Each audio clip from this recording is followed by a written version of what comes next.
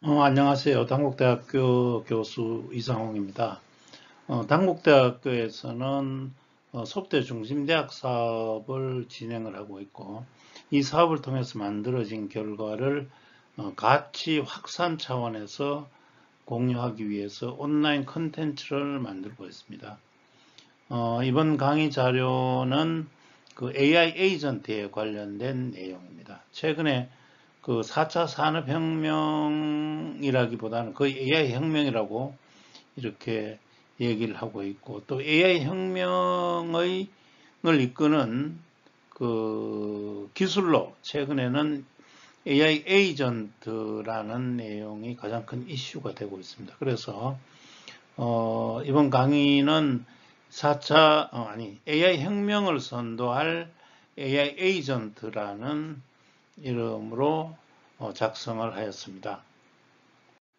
전체 강의 내용은 두 편으로 나누어지게 되겠습니다. 첫 번째 편은 AI 에이전트의 구조와 그 종류에 관련돼서 정리를 했고, 두 번째 편은 그 AI 에이전트의 두뇌라고 할 수 있는 LLM 기반의 AI 에이전트의 기능과 IT 기업들의 시장 경쟁을 다루었습니다.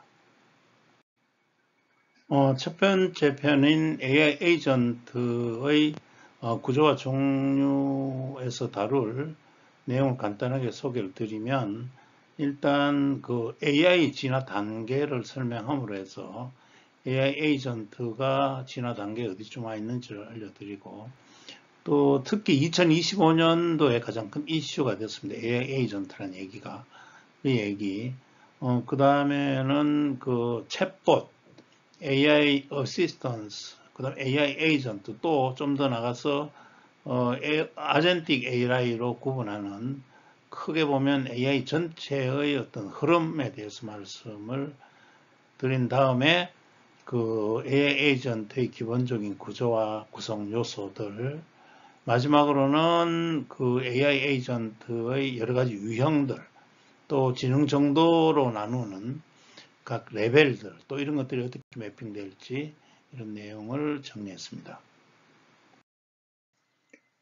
젠슨 황이 본 AI의 진화 단계입니다. 이 내용은 지난번 CS 2025 키노트를 통해서 발표된 내용입니다. 물론 내용은 AI 산업을 선다는 엔비디아의 비전을 제시하기 위해서 보여준 그림이긴 하지만, 이 내용 안에 AI의 발전 단계가 4개 단계로 잘 제시됨으로 해서 이후에 아마 이 그 그래프가 AI 발전 단계로 가장 많이 활용되고 있는 것으로 보여집니다. 이 장에 보면은 perception, AI에서 시작을 해서 생성형 AI, 그 다음이 아젠틱 AI, 마지막으로 피지컬 AI로 발전한다는 그림입니다.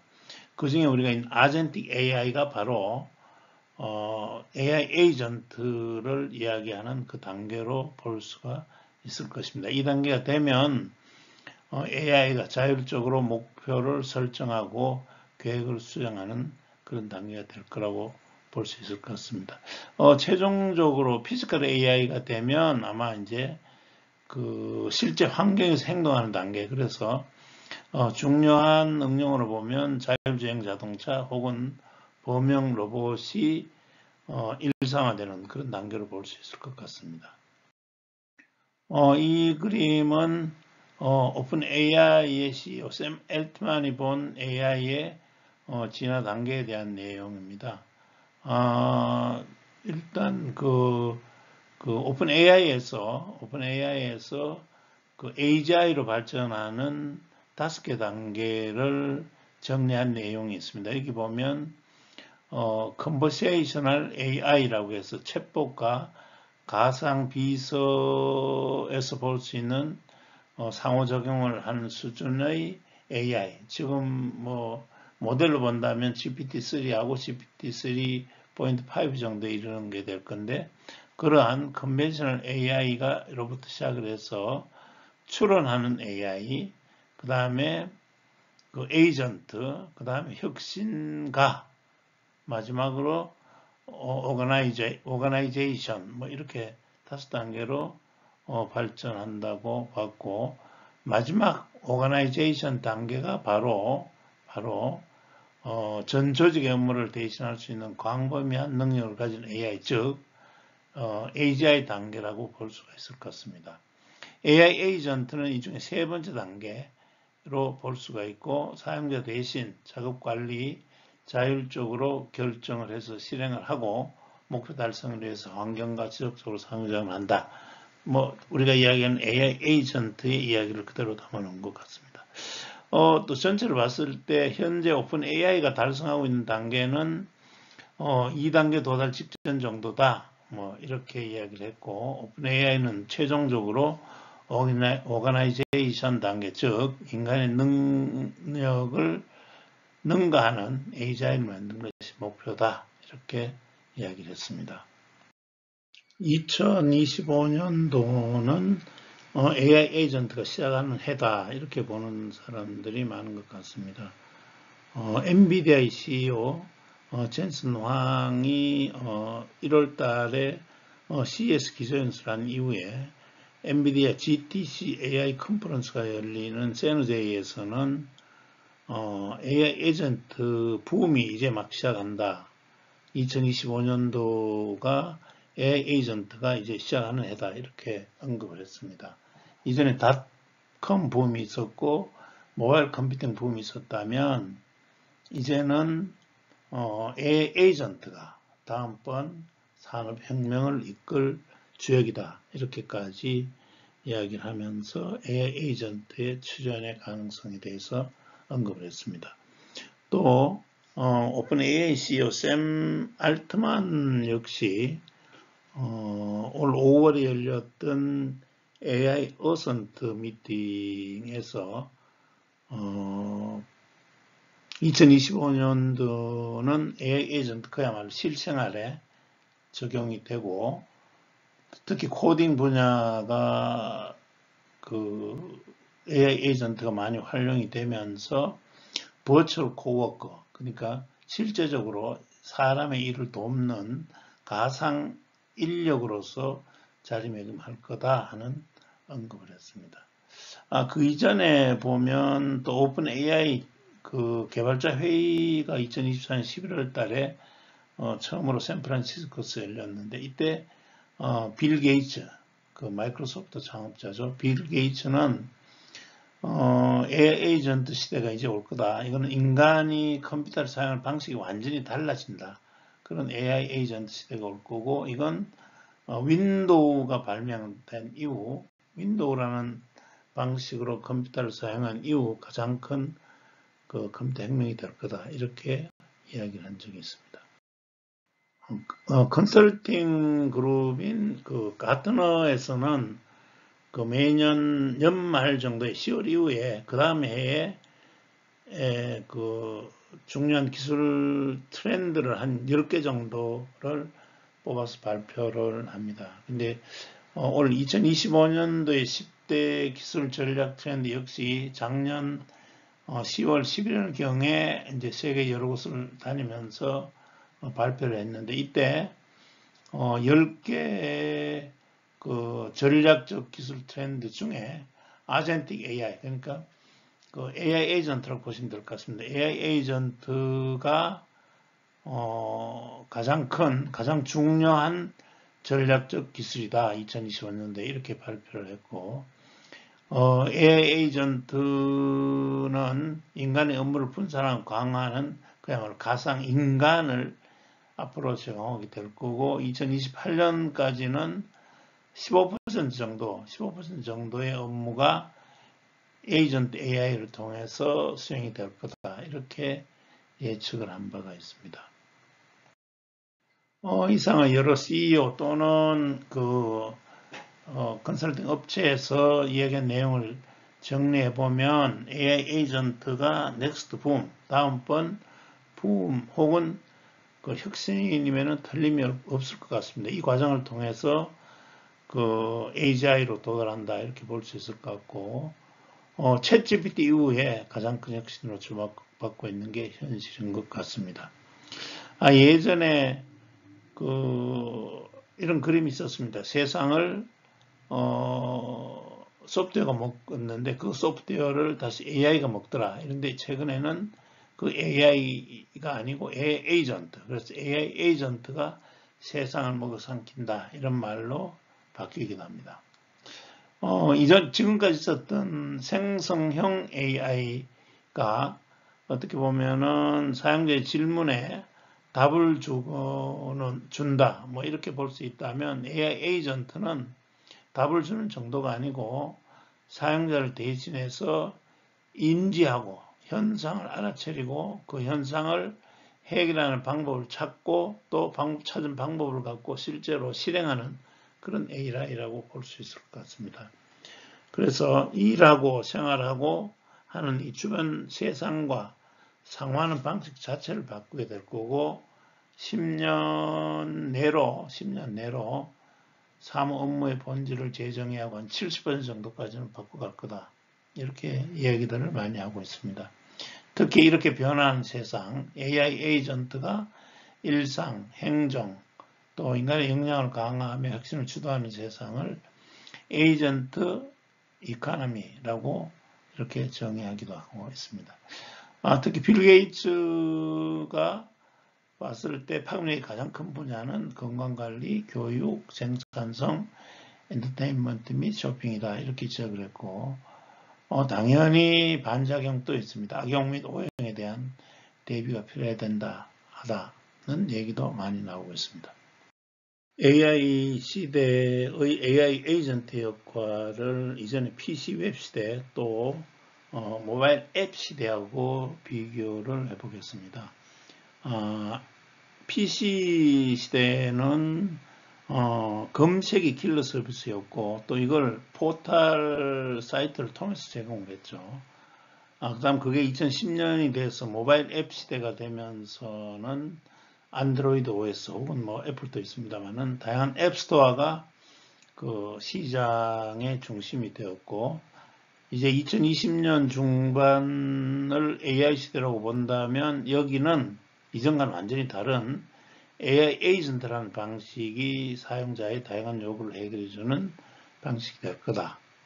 이렇게 볼 수가 있을 것 같습니다. 이처럼 변화한 내용을 보고 그 앱 시대가 종말을 한다. 앱 시대는 완전히 끝이 날 거다고 예측을 하고 있고 또 지난번 7월달 얼마 안 됐죠. 그 아마존의 AWS 서밋에서는 보면 AI 에이전트가 인터넷 탄생 이후에 가장 큰 변화사, 가장 영향력 있는 변화이다. 이렇게 이야기도 했고 빌 게이츠 같은 경우는 이보다 더 이 영향력을 크게 보고 있는 것 같습니다. 도스에서 윈도우로 바뀌면서 명령을 입력하거나 아이콘 누르기였다면 그 같은 방식이 이제는 이게 다 필요 없는 시대가 되는 거죠. AI 에이전트가 되면. 그래서 이걸 컴퓨팅 방식이 바뀌는 가장 큰 컴퓨팅 혁명이다 라고까지 AI 에이전트를 평가하고 있습니다. 에이전트란 말 전에 우리가 에이전시란 용어에 이전에 아마 익숙해져 있었을 것 같습니다. 이건 사람이 요청을 하면 이를 중개하거나 대행해주는 조직이나 업체 이런 걸 우리가 에이전시라고 이야기를 했죠. 뭐 광고 에이전시, 그 영업기획, 그 연예기획사 아니면 트래블 에이전시 같은 것들이 우리한테 익숙한 이름인 것 같고요. 에이전트란 말은 에이전시라는 전문가 혹은 집사를 우리가 에이전트라고 불렀습니다. 근데 이것들이 이제 IT 영역, 과학 영역으로 들어오면서 내용이 조금씩 달라지기 시작합니다. 1980년대에 나사에서는 우주 왕복선 개발에 다중 에이전트 시스템을 사용한다. 뭐 이런 용어를 썼고 또 IT 분야에서는 1990년대 이후에 인터페이스 에이전트 혹은 인텔리전트 에이전트가 어떤 행위의 객체 하나하나를 그렇게 나눠서 할 때 그렇게 부르기도 했습니다. 근데 최근에 AI 기술이 발전하면서 AI 에이전트라는 말이 나오기 시작했습니다. 이것은 뭐 글자 그대로입니다. 인공지능 기술을 이용해서 인간의 일을 대행해주는 소프트 객체를 뜻하는 게 됐고요. 근데 인공지능 기술이 발달하면서 에이전트의 능력도 인간의 요구에 대응하는 수준으로, 즉 전문성이 완전히 달라지기 시작하게 됩니다. 그래서 우리가 AI 에이전트 안에 있는 것들을 조금 구분해 본다면 초창기에 있는 챗봇, 그 다음에 조금 더 발전한 형태의 AI 어시스턴스, 그 다음에 최근에 이야기하는 AI 에이전트로 이렇게 발전한다고 볼 수가 있을 것 같고요. AI를 쓰게 되면서, 즉 대형 언어 모듈을 이용을 하게 되고, 또 뭐 음성이나 문자, 거기다가 비디오, 뭐 그림까지 포함하는 멀티모달을 처리한 능력이 생기면서 이 AI 에이전트의 능력은 훨씬 더 커지게 됐고, 또 자율성까지 갖춘 AI 에이전트, 즉 아젠틱 AI까지 등장하게 되었습니다. 아마 이건 어떻게 보면은 우리가 공상 영화 아이언맨에 나오는 AI 자비스라고 했죠. 자비스와 같은 수준의 AI 비서를 AI 에이전트를 통해서 갖게 될 거다. 이렇게 생각해 볼 수 있을 것 같습니다. 이야기했던 AI 에이전트의 능력, 물론 이 능력은 AI 에이전트가 발전하면서 조금씩 다르긴 합니다만 포괄적인 능력으로 보면 여러 가지가 있을 것 같은데, 하나씩 보면 인지하고 예측하는 능력, 이건 변한 환경을 감지하고 이걸 통해서 내가 해야 될 일, 앞으로 사용자의 요구에 대해서 어떻게 대응할 거냐는 준비하는 그런 단계의 얘기들. 그 다음 목표 달성을 위해서 계획을 세우는 플래닝 능력. 또 그럼 어떤 형태로 이 일을 실행할지 다양한 생각을 하고 실행하는 추론 및 의사결정 능력. 그다음 또 경험을 통해서 학습을 하고 이 학습을 통해서 개선하는 러닝 능력, 또 주변에서 환경에서 수집한 정보를 저장하고 향후 행동에 적용하는 기억 능력, 또 자기 반성 능력, 앞서 이야기는 했습니다만은 환경과 또는 사용자와 상호작용하는 실행 능력, 마지막으로 개인한 능력, 그 다음에 협력하는 능력을 통해서 다중 에이전트를 만들어내는 이런 것들이 다 AI 에이전트의 포괄적인 능력 안에 있다고 볼 수 있을 것 같습니다. 앞에서 전체적으로 AI 에이전트라는 말을 썼지만 뭐 이렇게 구분을 하기도 합니다. AI 에이전트의 발전 단계의 초기 버전인 챗봇 혹은 이제 그 중간이라고 할 수 있는 AI 어시스턴스, 그 다음에 AI 에이전트 이렇게 구분하기도 하는데, 구분해서 잠깐 보면 챗봇하고 AI 에이전트를 구분해 보면 뭐 여러 가지가 있습니다. 대화하는 방식을 보면 챗봇이 텍스트 기반이었다면 AI 에이전트는 뭐 텍스트뿐 아니고 뭐 보이스라든가 다양한 그 방식들 해서 멀티모달 방식의 상호작용이라고 볼 수 있을 거고, 또 가장 중요한 것 중에 하나가 툴을 사용하느냐 안 하느냐, 그 내부 지식만 갖고 하느냐 아니면은 외부의 지식을 툴이나 API를 이용해서 갖고 올 수 있느냐 하는 게 또 큰 구분이 될 수 있을 것 같고요. 뭐 당연히 자율성이 있느냐 없느냐는 가장 중요한 요소가 될 것 같고, 또 메모리 사용, 또 학습한 내용을 얼마나 잘 활용할 거냐 하는 이런 그 능력의 수준도 챗봇이나 AI 에이전트를 구분할 수 있는 중요한 내용이라고 볼 수 있을 것 같고요. 챗봇하고 그럼 조금 더 발전한 단계를 AI 어시스턴스, 마지막을 AI 에이전트 이렇게 보고 세 개를 따로 이렇게 구분하는 내용도 있습니다. 여기를 보면 봇은 뭐 간단한 태스크를 한다거나 대화 자동화하는 이런 정도라면 AI 어시스턴스는 그보다 조금 더 발전했죠. 그래서 그 작업만 하는 게 아니고 어떻게 보면 추정까지 가능한, 그렇지만 최종 결정은 사용자가 내리는 그런 형태를 이야기를 했고, AI 에이전트는 그야말로 자율적이고 선제적으로 타스크를 수행하는 그런 수준이라고 해서 이 세 가지를 구분할 수가 있을 것 같습니다. 이 그림은 CB 인사이트에 나와 있는 챗봇하고 어시스턴스, 그 다음에 AI 에이전트를 구분하는 그 내용이 정된 걸 하나 가져왔는데, 여기서는 챗봇은 뭐 일부 리저닝까지 하는 것, 그 다음에 어시스턴스는 외부 메모리를 사용하는 수준, 그 다음에 AI 에이전트 첫 단계는 툴을 사용하는 수준, 그 마지막 그 완전히 자동화된 AI 에이전트, 뭐 어떻게 보면 아젠틱 AI라고 할 수 있을 텐데 이 부분은 플래닝까지 다 감당하는 부분이다. 이렇게 해서 이 갖고 있는 기능 중심으로 이 발전 단계를 구분해서 볼 수도 있을 것 같습니다. 이 테이블은 어떤 상황에 대해서 챗봇과 어시스턴스 또 AI 에이전트가 어떻게 대응하느냐를 보고 구분하는 내용이 되겠습니다.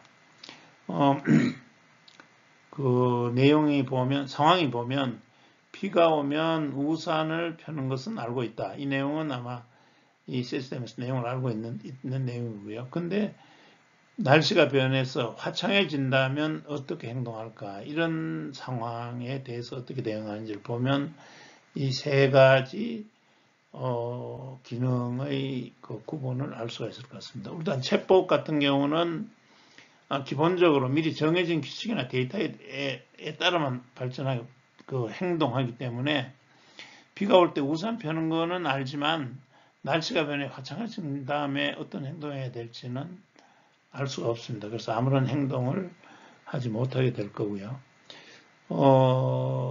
어시스턴스, 뭐 코파일럿도 비슷하다고 볼 수 있을 것 같고요.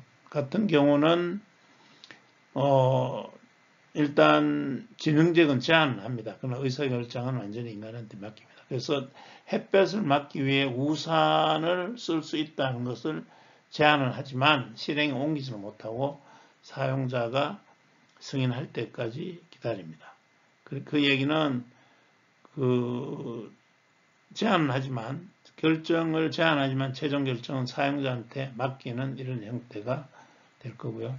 AI 에이전트가 되면 완전히 이 행동까지 합니다. 더위를 인식을 해서 우산의 재질까지 평가해서 스스로 그늘을 만들기 위해서 우산을 스스로 펴주는 이런 형태. 그래서 그 맥락과 목표 분석을 바탕으로 독립적으로 의사결정까지 할 수 있는 그런 수준이 바로 AI 에이전트이고 이게 바로 챗봇과 코파일럿 또는 AI 어시스턴스와 다른 점이다. 이렇게 볼 수 있을 것 같습니다.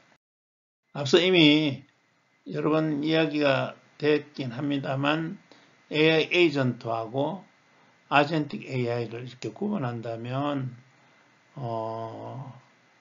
아젠틱 AI는 그 높은 수준의 자율성, 상황인식 및 적응력을 가진 좀 더 진보된 형태다. 이렇게 볼 수가 있을 것 같습니다. 그래서 목표를 설정하고 환경에서 학습하고 또 윤리적인 점, 맥락적 고려를 포함해서 복잡한 결정을 내릴 수 있는 상태 정도가 되면 이건 아젠틱하다. 이건 그게 안 되면 이게 아젠틱하지 않다. 이렇게 구분을 할 수가 있을 것 같습니다. 이게 가능한 것은 결국은 AI 에이전트가 되면서 LLM을 이용을 하게 되죠. 그러니까 라지 랭귀지 모델을 사용하면서 라지 랭귀지 모델이 갖고 있는 여러 가지 능력들, 사용자와 뭐 자연으로 소통한다거나 그 다음에 그 방대한 양의 데이터와 상호작용하면서 출연할 능력이 생기고 또 사용자의 니즈를 그 여러 단계로 분석을 해서 그 목표를 세우고 제안을 할 수 있는 능력까지 가게 되는 점, 그러니까 아젠틱하게 되는 능력을 갖게 되는 것이라고 볼 수 있습니다. 여러 번 이야기는 했는데 다시 한번 마지막으로 정리를 하겠습니다. AI 에이전트하고 아젠틱 AI가 어떻게 다른가? 정리하면 아젠틱 AI를 사실상 자율적 의사결정을 하고 행동하는 고도화된 AI 에이전트다. 이렇게 따로 구분할 수가 있을 것 같습니다. 물론 그게 가능하긴 하지만 최근에 출시되는 AI 에이전트는 기본적으로 LLM, 그러니까 대형 언어 모델을 기반으로 하고 또 레그를 통해서 외부의 지식까지 지원을 받고 있습니다. 또 그래서 그렇기 때문에 그 문제 해결을 위한 인식, 추론, 행동, 학습 단계를 거쳐서 그 동작한다고 볼 수 있기 때문에 아젠틱 AI로 볼 수 있습니다. 그래서 단순 규칙에 따라 움직이는 에이전트에서 완전 자율형 에이전트까지 AI 기술 발전을 수용하면서 진화 중이다. 이렇게 볼 수 있어서 이 전체를 어떻게 보면 그 전체를 AI 에이전트로 부르고 있는 것이 일반적인 추세다. 그래서 앞에 나왔던 그 챗봇 혹은 AI 어시스턴스는 초기 단계의 AI 에이전트고 궁극적으로 AI 에이전트가 추구하는 목표는 아젠틱한 AI다. 이렇게 보는 게 더 그 포괄적으로 볼 수 있을 것 같습니다. 방금 말씀드린 내용을 그 CV인사이트에서 정리한 4단계를 갖고 그 4단계 프레임워크를 갖고 본다면 아젠틱한 AI는 아마 이거 그 마지막하고 그 앞 중간 정도 단계를 볼 수 있을 것 같습니다. 리저닝하고 엑스터널 외부 메모리를 사용하고 또 툴을 이용을 하고 계획을 할 수 있는 이런 정도를 아젠틱 AI로 본다면 포괄적으로 본다면 챗봇이나 코파일럿 앤 그 어시스턴스 그 다음에 AI 에이전트 이 모든 것을 AI 에이전트 범주 안에 같이 포괄하는 것도 틀린 얘기는 아닐 것 같습니다. 그 얘기는 AI 에이전트라는 말이 미리부터 만들어진 어떤 그 픽스된 용어가 아니고 픽스된 내용이 아니고 기술이 발전하면서 AI 기술이 발전하면서 그 진화하는 전체적인 능력을 다 커버한다 이렇게 보는 게 타당할 것 같습니다. AI 에이전트의 구조에 대해서 말씀드리겠습니다. AI 에이전트의 구조는 여러 가지 형태로 설명할 수가 있는데 여기에서는 세계 경제 포럼 작년 12월에 세계 경제 포럼에서는 AI 에이전트 백서를 발간했습니다. 그래서 그 백서 안에 든 내용을 중심으로 해서 AI 에이전트의 구조에 대해서 설명을 드리겠습니다. 일단 AI 에이전트를 환경, 센서, 학습, 그다음 컨트롤 센터, 그리고 이펙터, 그러니까 실행기라는 5개의 컴포넌트로 구성된다고 볼 수가 있고, 센서를 통해서 주변 환경을 감지하고 또 사용자 입력을 받아들여서 그 내부 추론 과정을 거쳐서 결정을 내리고 실행기를 통해서 행동한다. 이런 전 과정을 통해서 원하는 특정 목표를 달성하는 자율 시스템이다. 이렇게 이 컴포넌트 구성과 관련해서 AI 에이전트의 기능을 설명하고 있습니다. 또 여기에서는 AI 에이전트의 그 진화 혹은 발전 과정을 담고 있는데요. 거기 보면 AI 발전, 그러니까 규칙 기반 프로그램에서 자율 시스템으로 발전해 나가는 AI 발전을 에이전트가 수행하고 있다. 어떻게 보면 앞에서 설명드렸던 코파일럿, AI 어시스턴스, 그 다음에 AI 에이전트, 아젠틱한 AI 이렇게 발전한다고 말씀드렸던 내용이 이 내용과 같다고 볼 수 있을 것 같습니다. 조금 더 구체적으로 보면 머신러닝, 그 다음 딥러닝 같은 기법을 통해서 더 큰 데이터 세트를 처리할 수 있게 되고 또 라지 랭귀지 모델, 또 라지 멀티모달 모델, 코파일럿, 자동화 같은 이런 기술들을 결합하면서 환경에 적응하고 또 비정형 데이터까지 처리 가능해지면서 더 높은 수준의 지능을 갖고 지향력을 발휘할 수 있게 됐다고 볼 수 있을 것 같고요. 결국은 이제 단일 에이전트가 아니고 여러 개의 에이전트가 합해서 더 큰 능력을 발휘하는 다중 에이전트 형태로 발전할 것이다. 이렇게 볼 수 있을 것 같습니다. 이 그림은 구성 요소 하나하나에 대한 설명이 되겠습니다. 우선 유저 인풋, 그 사용자 입력 부분이 되겠는데 이곳은 사용자가 마우스나 키보드, 음성 등으로 시스템에 정보를 제공하는 그런 단계인데 시스템 시작점이고 이자 또 에이전트에게는 내가 원하는 목표가 뭐고 어떤 형태의 일을 하라는 내용을 전달하는 과정이라고 볼 수 있을 것 같습니다. 그 다음은 environment입니다. 환경. 이것은 AI 에이전트가 상호작용하는 외부 세계를 의미하는데 여기는 한 두 가지 정도로 구분할 수 있을 것 같습니다. 디지털 인프라가 있고 피지컬 인프라가 있는데 디지털 인프라에는 이런 그 클라우드나 서버, 데이터베이스 네트워크 같은 하드웨어 또는 소프트웨어 자산이 될 거고 피지컬 인프라는 이제 센서 같은 게 있겠죠. 센서. 그다음 로봇이나 IoT 기기 같이 물리적으로 존재하는 기기나 시스템들이 여기에 포함이 될 겁니다. 에이전트는 결국 이 환경으로부터 정보를 얻고 또 정리가 되면 결정된 내용을 갖고 환경에 영향을 주는 어떤 행동을 수행하게 될 겁니다. 세 번째는 지각 혹은 감지 정보라고 볼 수 있는데 이 부분은 이제 환경 정보, 온도나 위치, 데이터값 같은 환경 상태를 센서를 통해서 감지해서 에이전트를 보내는 파트라고 볼 수가 있을 것 같고요.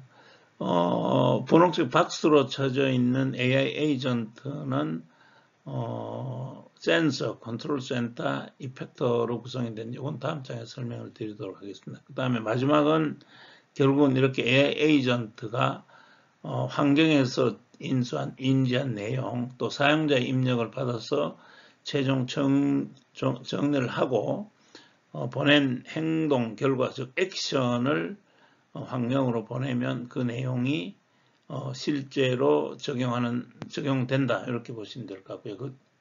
결과로 본다면 구체적인 예로 본다면 로봇이 어떻게 움직인다거나 서버의 신호를 전달한다거나 시스템을 제어한다거나 이런 내용이 될 수 있을 것 같습니다. 다음 장에서는 이 박스 안에 에이전트의 구성 요소들에 대해서 설명을 드리겠습니다.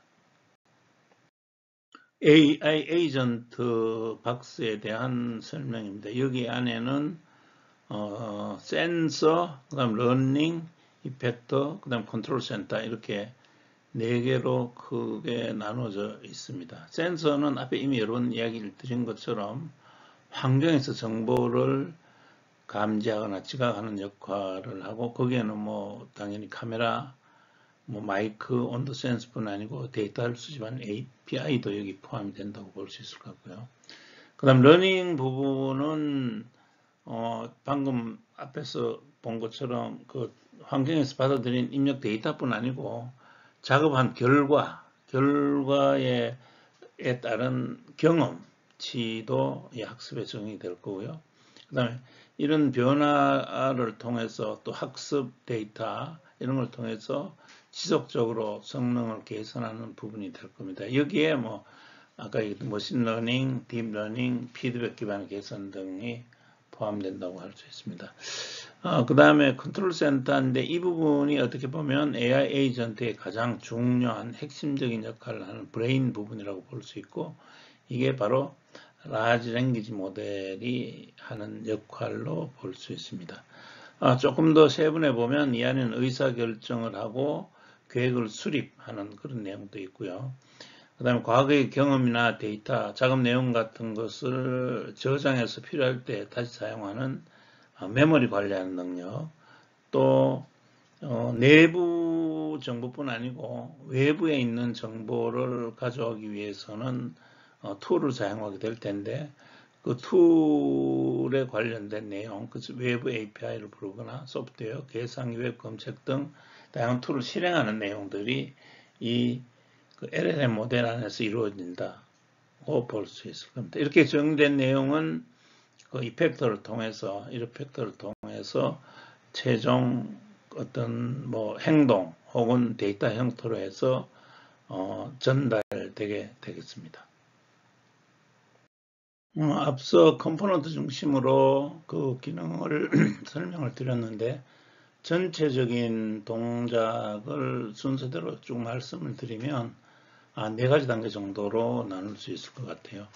첫 번째가 인식 및 데이터 수집이 되겠습니다. 여기서는 이제 센서를 통해서 여러 가지 정보를 얻는 법, 또 프롬프트 입력을 통해서 사용자가 원하는 작업의 목표를 받아들이는 그런 부분이 될 것 같습니다. 두 번째는 이렇게 인식하고 수집된 데이터를 바탕으로 의사를 결정하는 단계가 되겠습니다. 이 단계에서 AI 모델, 즉 라지 랭귀지 모델이 활용이 돼서 수집된 데이터를 분석해서 패턴을 인식하고 여러 가지 알고리즘이나 계산 방법을 활용해서 정보를 이해하고, 또 필요하면 외부 그 정보를 확보하기 위해서 내그 기술을 사용을 하게 될 거고, 이렇게 확보한 내부 외부 기술을 바탕으로 해서 추론을 합니다. 추론하기 위해서는 필요한 그 전체 내용을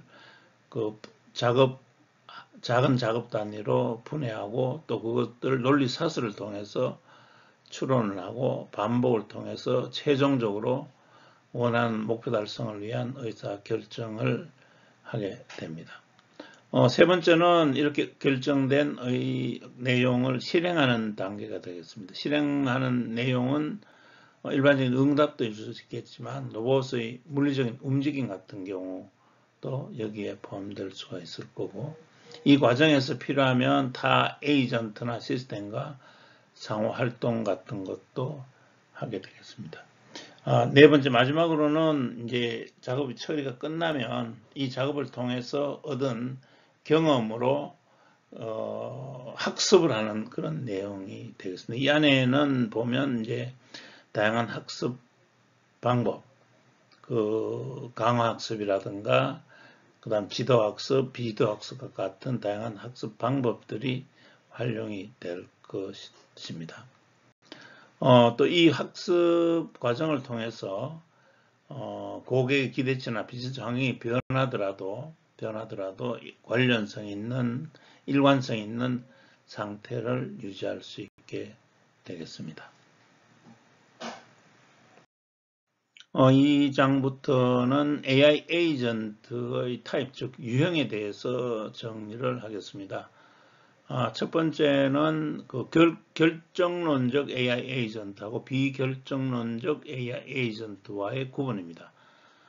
Deterministic AI, 그 다음에 Non-Deterministic AI, 뭐 이렇게 구분이 될 건데, 결정론적 AI는 룰 기반입니다. 룰. 그러니까 이미 정해진 고정된 규칙과 논리에 따라 작동하고 그런 AI 에이전트입니다. 그래서 동일한 유명은 항상 동일한 출력이 나오는 형태가 될 거고요. 그 다음에 비결정론적 AI 에이전트는 동일한 입력을 넣더라도 다른 결과가 나올 수 있습니다. 왜냐하면 이건 데이터 드리븐입니다.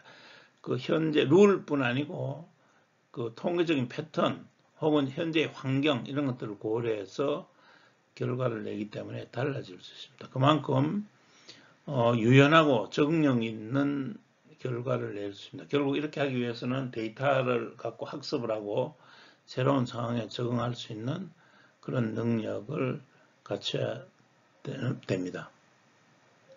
그 외 이게 아주 기본적인 두 가지 형태고, 그 외에도 사용자의 니즈를 해결하기 위해 사용되는 지능, 이게 AI의 어떤 그 능력이라고 볼 수 있을 것 같습니다. LLM의 능력, AI의 능력, 지능 수준, 또 그 지능을 갖고 의사 결정하는 과정, 그다음 주변 환경과 상호작용하는 방식에 따른 분류로 한 5가지 유형으로 분류를 하는데, 이 유형이 지금까지 AI 에이전트를 구분하는 가장 일반적인 형태, 일반적인 유형이라고 보시면 될 것 같습니다.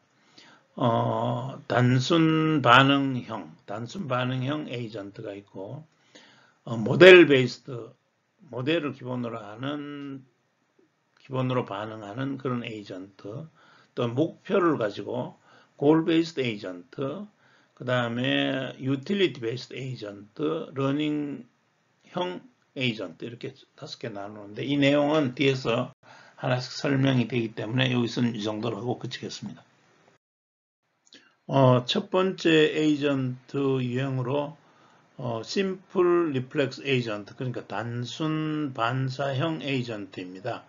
미리 정해진 규칙, 여기 보면 컨디션, 액션, 룰이라고 있는데 이 룰에 따라서 들어오는 입력에 대해 즉각적으로 반응하는 그런 형태의 에이전트가 되겠습니다. 체계적이고 예측 가능한 정적 환경에 적당한 그런 에이전트입니다. 당연히 그 과거 정보를 참조한다거나 또 이 결과가 미래에 어떤 영향을 미친다거나 이렇게 하지는 않습니다. 메모리가 전혀 없기 때문에 그런 걸 할 수가 없는 겁니다. 그렇지만 즉각적인 대응이 필요한 중요한 분야에서는 이 정도면 충분합니다. 예를 들어서 그 매일 밤 정해진 시간에 뭐 불을 켠다거나 아니면 온도가 어느 정도 올라가면 혹은 내려가면 난방기나 에어컨을 켠다거나 이런 정도의 작업을 할 때는 단순 반사형 에이전트면 충분할 거로 봅니다. 다음으로 모델 기반 반사형 에이전트가 되겠습니다. 이거는 앞에서 본 단순 반사형 에이전트보다 조금 더 고급한 형태입니다. 전체적인 내용은 똑같은데 여기 보시면 state라든가 그 현재의 상태 또 그 환경에 대해서 어떻게 변화할 건가 하는 그런 내용을 갖고 있어서 이 내용을 참고해서 의사결정을 내리는 그런 형태가 되겠습니다. 로봇 청소기가 동작을 할 때 그 장애물을 감지해서 조정하는 거라든가 아니면 미리 청소한 영역 같은 경우는 그 미리 저장해 두었다가 그 부분을 빼고 청소하는 이런 형태가 이런 에이전트의 유형이라고 볼 수가 있겠습니다. 세 번째 유형은 목표가 있는 경우입니다. 목표 기반형 에이전트가 될 거고요. 앞에 있었던 에이전트에다가 목표, 고울이라는 이런 목표가 따로 부여가 됩니다. 그래서 이 목표 달성을 하기 위해서 계획을 세우고 또 필요하면 추론을 수행하는 그런 형태가 됩니다. 예를 들어서 가능한 다양한 행동의 미래 결과를 시뮬레이션해서 목표 달성 가능한지를 판단한 후에 수행하는 그런 형태로 볼 수가 있을 거고요. 네 번째는 효용 기반형 에이전트, 유틸리티 베이스드 에이전트입니다. 이건 목표를 달성하는 것만 중요한 게 아니고 그 목표를 어떤 방식으로 달성할 거냐 하는 게 중요합니다. 그 목표 달성하는 방식을 평가하는 게 바로 그 유틸리티 펑션이 되겠는데 그 유틸리티 펑션을 이용을 해서 현재 생각하고 있는 그 행동을 평가한 후에 최종 결정을 내리는 게 되겠습니다. 예를 들어 보면 그냥 항공권을 검색하는 게 아니고 이동시간 쪽에 포커스를 해서 비용보다는 이동시간이 가장 짧은 게 효용 가치가 높다 하면 그런 형태의 항공권을 검색한다거나 기대 수익이 가장 큰 작업을 선택한다거나 뭐 가장 안전한 경로 혹은 가장 빠른 경로를 선택한다거나 효용 함수에 따라서 결정하는 그런 형태의 에이전트가 되겠습니다. 다섯 번째로 학습형 에이전트입니다. 아마 가장 그 발전된 형태의 에이전트가 아닌가 생각이 됩니다. 앞에 나왔는 있던 뭐 규칙, 그다음 모델, 그다음 목표, 효용 함수 이런 것들이 다 포함을 해서 이런 함수를 통해서 얻은 행동뿐 아니고 그 앞서 했던 경험들까지 고려해서 목표를 달성하는 그런 형태가 되겠습니다. 이 에이전트 같은 경우에 보면 구성이 많이 달라집니다. 이 안에 보면은 크리틱이라는 게 있는데 크리틱은 에이전트의 행동 성과를 전략에 맞춰서 적합한지 여부를 판단해서 피드백하는 그런 그 기능을 갖고 있고 그 아래에 있는 러닝 엘리먼트 같은 경우에는 그 행동 방식을 개선하고 학습 목표를 설정하는 내용이 될 거고 그 옆에 있는 그 퍼포먼스 엘리먼트들은 최종적으로 행동을 결정하고 실행할 내용을 정하는 그런 내용이 될 겁니다. 그 외에 이제 아래쪽에 보면은 프로블럼 제너레이터라고 있는데 이 부분은 이제 그 완전히 새로운 문제를 만들어서 실험적인 시도를 제안하는 그런 형태가 될 겁니다. 이 모든 것들이 결국은 퍼포먼스 엘리먼트에서 최종적으로 현재의 상태, 또 목표, 또 경험 지도를 고려해서 지금 내려야 될 작업 형태를 만든 다음에 액추에이터를 통해서 엔바이런먼트로 보내는 그런 형태가 되겠습니다. 앞서 말씀드린 5가지 형태의 AI 에이전트를 다시 한번 정리해 봤습니다. 우선 단순 반사형은 리액트입니다. 리액트. 실행 속도가 빠르다. 바로 실행하는 내용이 되겠죠. 그 대신에 과거 이력에 대한 이해는 전혀 없이 바로 실행만 하는 그런 형태의 단순 반사형이라면 모델 기반 반사형 같은 경우는 메모리가 리멤버입니다. 리멤버. 그래서 기억력을 활용을 해서 이전 상태의 내용이라든가 환경 이런 것들을 고려해서 상태도 추적하고 해서 그 내용을 기반으로 결정을 내리는 형태가 될 거고요. 세 번째 목표 기반형은 aim입니다. 목표를 포커싱하는 거죠. 목표 지향적 행동을 하는 것이 그 앞에 있는 두 단순 반사형과는 다른 형태라고 볼 수 있고요. 그 다음 네 번째 유틸리티 기반형은 evaluate, 결국 평가한다는 얘기죠. 다양 경로에 대한 평가를 수행한 다음에 그 평가하는 기준은 효용 함수라고 볼 수 있을 거고요. 그 평가 결과 가장 나은 그 작업을 선택하는 형태가 될 거고요. 마지막 학습형입니다. 학습형은 improve입니다. improve. 이런 이전에 있던 경험들을 학습으로 개선하는 그런 형태가 될 겁니다. 아마 전체적인 그 결론을 내는 과정, 작업을 결정하는 과정은 어쩌면 조금 느릴 수는 있지만 현재 경험, 과거의 경험, 그리고 현재의 상태, 그 다음에 사용자의 니즈 이런 것들을 종합적으로 그 결정하는 그런 형태의 에이전트가 되겠습니다. 앞서 말씀드린 에이전트의 5가지 유형 외에 에이전트들의 그 인공지능 기술의 활용도 또는 그 지능의 강도를 기준으로 해서 레벨을 6개로 구별을 하는 방식이 있습니다. 이 기준은 어떻게 보면 그 자율주행에서 그 자율주행의 수준을 6단계로 나누는데 그 모델하고 유사하게 나누어서 정리를 합니다. L0에서 L5까지로 정리가 됩니다. L0는 일단 AI가 전혀 없습니다. AI가 전혀 없고 일부 툴만을 이용을 해서 인식 및 행동을 수행하는 경우가 될 거고 L1부터 이제 AI 기능이 잠깐 들어가는데 L1 같은 경우에는 규칙 기반의 AI가 추가되는 그런 정도가 될 거고요. 그 다음에 L2가 되면 이제 그 강화 학습 기반, 모방 학습이라든가 아니면 그 강화학습 이런 기반의 AI가 뭐로 해서 기본적인 추론이 가능해지는 그런 형태가 될 거고요.